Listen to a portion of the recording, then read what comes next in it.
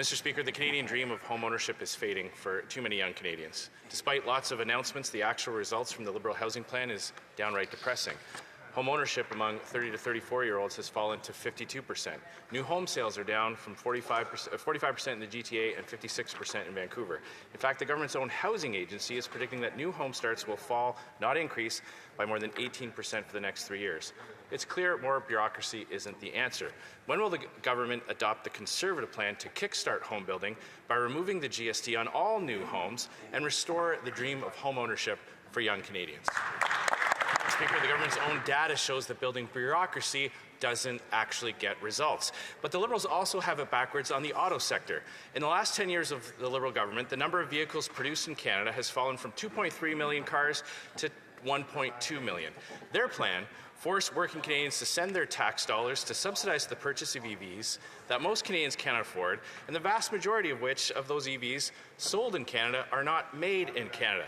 That means some of the biggest winners of this subsidy program are American auto workers. Instead of forcing Canadian workers to subsidize foreign-made vehicles, why not adopt the Conservative plan and remove the GST on all new vehicles?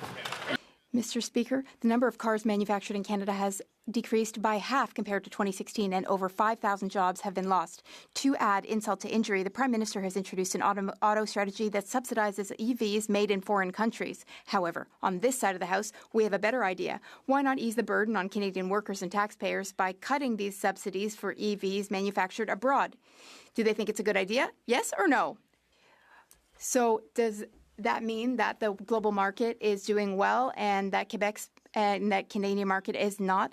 Now, Mr. Speaker, Quebec City, as we know, has always been a tight-knit community, a place where you can buy a house, raise a family in total safety. But now, Mr. Speaker, we must say that the Liberals have increased immigration so much that it has become impossible for young people to buy their first home, even in Quebec City.